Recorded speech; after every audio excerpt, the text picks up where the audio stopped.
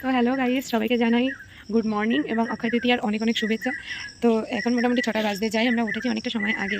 তো ফুল টুল কিছু তুলে নেওয়ার পরে আমরা যেহেতু ননদের বাড়ি চলে এসেছি, আর এটা হচ্ছে আমাদের ননদের বাড়ি।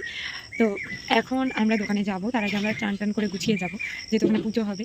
তো তোমরা আগের পার্টে দেখেছো আমার ননদের বাড়ি আমি অক্ষয় তৃতীয়ার আগের দিন চলে গিয়েছিলাম, আর সকালে রেডি হয়ে ইন্ট্রোটা দেওয়ার পরে আমি এই শাড়িটা পরবো তোমাদের সঙ্গে শেয়ার করছিলাম। আর আমার কিন্তু ফেস মেকআপ কমপ্লিট, তোমরা দেখতেই পাচ্ছ।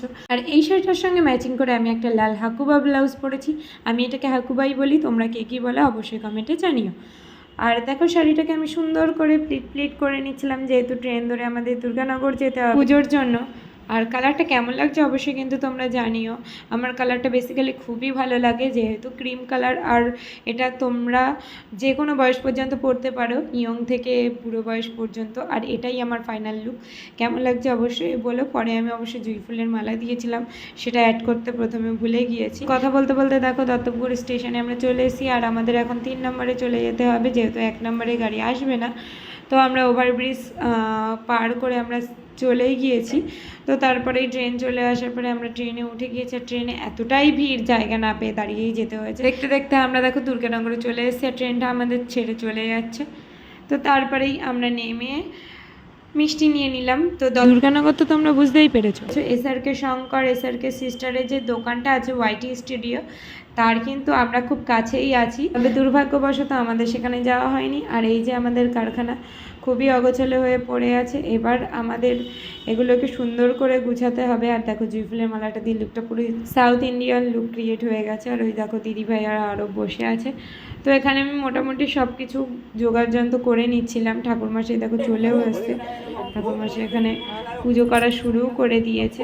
আমরা ঢুকতে ঢুকতে এই ঠাকুরমশাই চলে এসেছে, আর পুরোটা কিন্তু আমি নিজের হাতেই গুছিয়েছি। তো এই প্রথম আমি অক্ষয় তৃতীয়ার পুজো গোছান গাছান করলাম। এর আগে আমি বিশ্বকর্মা পুজো, লক্ষ্মী পুজো এগুলো করেছি, কিন্তু অক্ষয় তৃতীয়ার পুজোর কখনোই করিনি।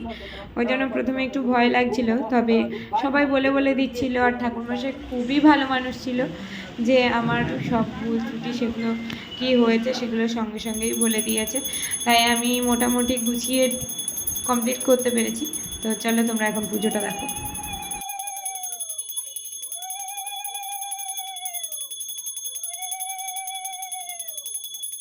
পুজো শেষ হওয়ার পরে দেখো হঠাৎ করে প্রচণ্ড পরিমাণে বৃষ্টি শুরু হয়ে গিয়েছে, যে রাস্তায় মানে পুরো জলে জলাকার অবস্থা।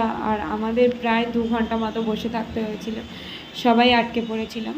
তো নেক্সট যে প্ল্যানটা সেটা ভেস্তে আমাদের পুজো এখন শেষ। আর প্ল্যানিং ছিল যে দক্ষিণেশ্বর যাব, কিন্তু একটা বৃষ্টির কারণে কারণ সব কিছু ভেস্তে গিয়েছে। তো এখন হ্যাঁ, তো এখন বাড়ি যাওয়ার উদ্দেশ্যে আমরা চলো যাওয়া যাক, আর কিছু করার নেই, সব প্ল্যান যেহেতু ভেস্তে গেছে। তো দেখা হচ্ছে। তো খুব খিদে পেয়ে গিয়েছিলো, একটা নর্মাল রেস্টুরেন্ট থেকে কিছু খেয়ে নেওয়া হয়েছে।